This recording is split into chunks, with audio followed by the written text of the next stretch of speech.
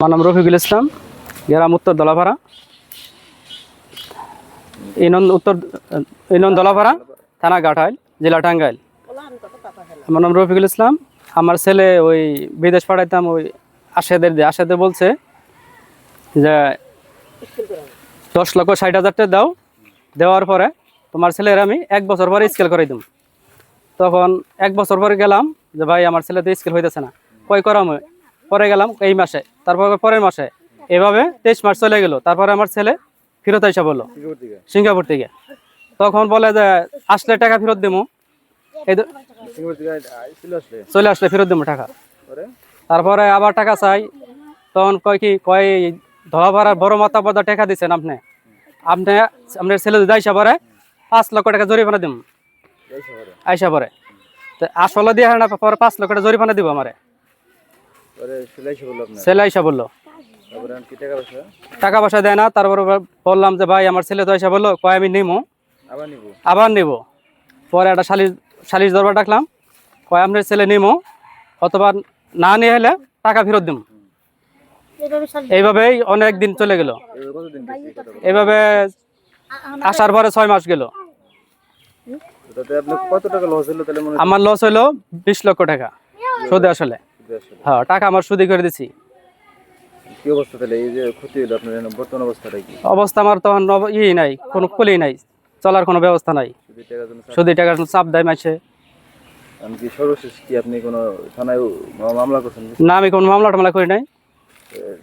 দরবার করে কিভাবে 4 লাখ টাকা নিলেন? দরবার করে কইলো 4 লক্ষ টাকা দেই, তো এনো সাইন দে, নিলে নি, না নিলে যেমন তাই করগা। বেশি দিব না? না, বেশি দেব না। 4 লাখ টাকা কি বলছে? 4 লাখ টাকা দিয়ে কয় কি রাশেদ বলে, কয় এই টাকা নিলে নি, না নিলে এটা তো মামলা কর কেস কর, যা কর। আমি আর টাকা পয়সা দিতে পারবো না, টাকা দিব না। হ্যাঁ, দালালে বলছে। কই আছে দালাল? দালাল সিঙ্গাপুর আছে। দেশে কতদিন আসলে? দেশে আসে ওই যখন নাই আমার ছেলে স্কেল হবো, মানে টাকাটা দিতেছি যে ভাই আমার ছেলে স্কেল হইতেছে না, এই সময় দালালে পাঠাই দিছে। দালাল গেছে সিঙ্গাপুর। কি চান আপনি, মানে সরকারের কাছে কি চান? আইনের সরকারের কাছে চাই আমি ক্ষতিগ্রস্ত, আর টাকাটা উদ্ধার হলে ভালো হয়। ও যখন সিঙ্গাপুর আসছে তখন মনে করেন আইনে স্কেল করানো যেত। আর আইপি যখন হয়ে গেল, সাথে সাথে আবার নিয়ম চালু হয়ে গেল। সিঙ্গাপুরে তো এক সময় নিয়ম চালু হয়ে যায়। নিয়ম চালু হলো যে 1 বছর মিনিমাম থাকতে হইব, তারপরে সে স্কেল করতে পারবে।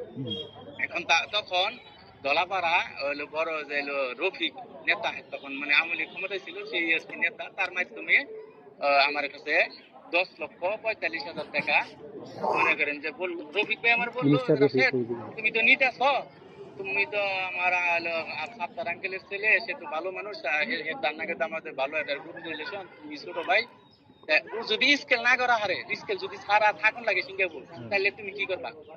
আমি যদি আমনে বলেন কি করা যায়, বললো যে তুমি অর্ধেক টাকা রিটার্ন করবা। আমি যদি ঠিক আছে, আমি যদি ওরা কোনো জিনিস না করাইতে পারি, সেই ক্ষেত্রে আমি ওরে আপনার হাত মাধ্যমে অর্ধেক টাকা আমি রিটার্ন করে দিব। যাই হোক, ও সিঙ্গাপুর আসছে, ওর বাইরে বলছে যে ওরে বলে 6 মাস কোনো বেতনই দেয় নাই। যখন ওর বেতনটা দিল না, 1 মাস পরে সে ও রিজাইনে চলে যাবো, যে আমার বেতন দিতেছে না, আমি এখানে থাকবো কেন, ডাইরেক্ট চলে যাবো। তারা ওরা দলাপাড়ার লোক এখন যেগুলা করতেছে সেইগুলা তখন যে তার সম্পূর্ণ টাকা রিটার্ন পাইতো, তাই না? যায় নাই। সে যদি বেতনই না পাইতো 23টা মাসে, তাহলে সিঙ্গাপুর কেমনে থাকলো? তার সাথে আরো যে লোক আছে, আমি তো তাদের আনছি, তারা তো এখন আছে, এবং কি এই কোম্পানিতে যদি তাই আজীবন থাকতে পারতো। যাই হোক, এখন ঘটনা হচ্ছে সে বাড়িতে মাত্র বলে 20,000 করে টাকা দিত। তার আমার যে বক্তব্য, সে বেতন পাইতো ধরেন 70-75,000, খরচ ধরেন 20-25,000, খাওয়া খরচ ধরেন 30,000, কিন্তু তারপরেও কিন্তু সে 40,000 টাকা দেশে দিতে পারে অনায়াসে, কিন্তু সে টাকাটা বাড়িতে দেয় নাই। কেন দেয় নাই? সে ওখানে যারা আছে তাদের যে বক্তব্য, তারা বললো যে সে সারা রাইতি বাইরে থাকতো, মোবাইলে কথা কইতো, শেষ রাইতে ঘুমাইতো, আমাদের সাথে কামে যায় ঝুমপাইরে কাম করতো। এইভাবে বাড়ির দিকে অনেক প্রেশার। বাড়ির দিকে ওর আম্মা আমার কয়েকবার কইছে যে আমার ছেলে যে টাকা দেয় 20,000। পরে আমি একদিন ওরে ডাইকিয়া, আমি তো সিঙ্গাপুরে থাকি, দেশে যাই আসি, পরে ডাইকিয়া বলছি তুমি বলে টাকা বাড়িতে 20,000 করে দাও। আমি ক্যাটারিনে খাবার খাই, ওই খাবারে পেট ভরে না, আমার বাইরে খাবার খাইতে হয়। আমি বললাম যে বাইরে খাবার খেলে তুমি তো ধরো আরো 10,000 কিলো, তাও তো তুমি 30,000 টাকা দিতে পারো বাড়িতে। তো মনে করেন একটু হলো বোকাই ওর ভাই যে সম্রাট যে তার যে বড় ভাই সচিব একটু বোকা বোকাই, মানে একটা কিছু তো বলে না। যাই হোক 19 মাস পরে হঠাৎ করে শনিবারের দিন সকালে সবাই কাজে যাইতেছে, সচিব ওঠে না, ওরে বলতেছে যে সচিব কাজে যাবা না, একবার আমার শরীর অসুস্থ, আমি এসে যাবো না। যাই হোক সবাই গেছে গা। এদিকে যে ড্রাইভার প্লাস সুপারভাইজার ইন্ডিয়ান, সে সব ওয়ার্কার নামাই দিয়ে বাসায় আসছে। বাসায় এসে দেখে সে কাজ অলরেডি দিয়ে ফেলাইছে। কপাল ভালো ওই সময় ওই ইয়ে আসছিল, হ্যাঁ, ড্রাইভারটা আইসা পরে তারে নামাইছে।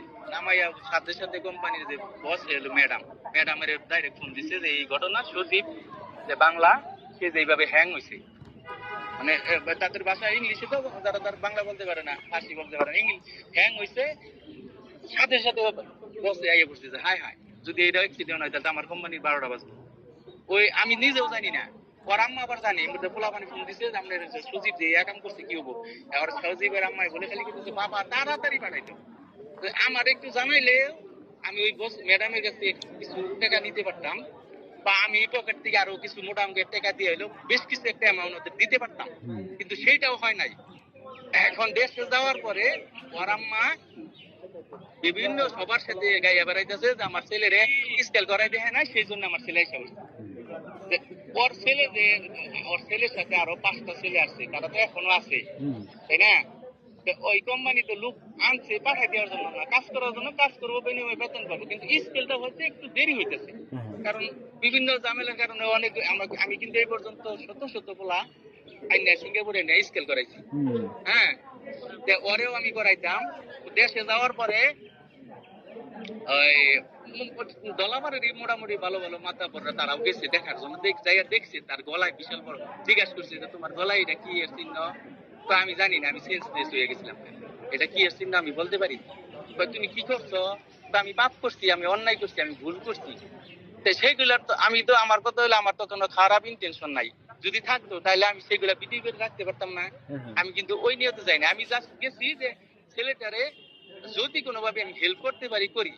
এদিকে ম্যাডামের প্রেশার দিছি যে ম্যাডাম এই ছেলে রানো যায় না, সে তো আমার দেখ পারিবেন না, যে ছেলে ফাঁসি দিছে তারে কি সেই কোম্পানি আনবো? আপনি যে কোনো একটা জায়গায় যদি জব করেন, ওইখানে যদি আপনি একটা অকারেন্স করেন, যে কোনো একটা অকারেন্স, সেই কোম্পানি কি আপনার চেক করবো নাকি রাইখে দিব? অবশ্যই চেক করবো, বা চাকরি দিয়ে অব্যাহতি দিব। আমি পারি নাই। তারপরে ওই দলাপাড়ার মায়ের মাথা পর তারা বললো যে তুমি আর নিতে পারতেছো না, ধরো ওই ভুল করছে, তোমার আমি একটা অ্যামাউন্ট জরিমানা করে দেই, তুমি তো কামাই করতে পারো, তুমি এই যে একটা কোম্পানি, বড় একটা কোম্পানি সুপারভাইজার চালাও, অনেক টাকা পয়সা, তুমি আর কিছু টাকা দিয়ে দাও। আমি যে বলেন আপনারা বলেন কয় টাকা দিবে, তুমি বলো। আমি সর্বোচ্চ 2-3 লাখ টাকা দিব। পরে শহীদ মেম্বার দলাপাড়ার আর হলো সবি চেয়ারম্যান, ওরা বলছে যে না রাশেদ তুমি ধরে 4 লাখ টাকা দিবা। আমি বলছি ঠিক আছে, আপনারা খুশি আমিও খুশি। ওইখানে ওর আব্বা ওর আম্মা সবাই সিগনেচার, কিন্তু ওইখানে একটা যে কাগজ হয়েছে ওখানে শুধু অসুস্থতা উল্লেখ করছে। আমি তো আসলে দেশে না, সিঙ্গাপুর, আমি থাকলে তো ফাঁসি উল্লেখ করতাম, কিন্তু ওই আমার এক ভাগিনা ওইটাই লিখছে যে অসুস্থতার কারণে সে দেশে চলে আসছে, তার এয়ার কোম্পানি নিব না, সেই জন্য আমার রাশেদ সিকদার 4 লাখ টাকা তার বাবদ, মানে জরিমানা বাবদ মীমাংসা হয়ে গেছে, সবারই সিগনেচার আছে। কিন্তু ওই জিনিসটা ওর মা ওর পোলারে দিয়া এইগুলো আমার রোস্টিং করাইতেছে।